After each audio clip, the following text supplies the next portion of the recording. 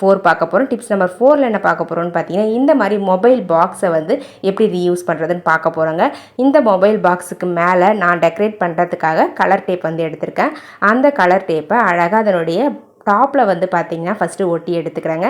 இந்த மாதிரி டாப்பில் ஃபுல்லாக சுற்றி வந்து பார்த்திங்கன்னா ஒட்டி விட்டுடுறேன்.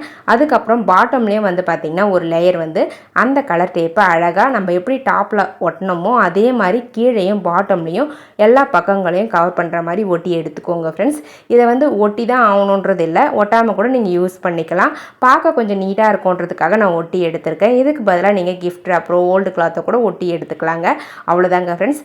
இந்த மொபைல் பாக்ஸை எதுக்காக யூஸ் பண்ண போகிறோம் அப்படின்னு பார்த்தீங்கன்னா, நம்ம வீட்டில் சோப்பெலாம் வாங்கி ஸ்டோர் பண்ணி வைப்போம் இல்லைங்களா, அந்த சோப்பெலாம் இதில் வச்சு நம்ம ஸ்டோர் பண்ணி வச்சுக்கலாம்.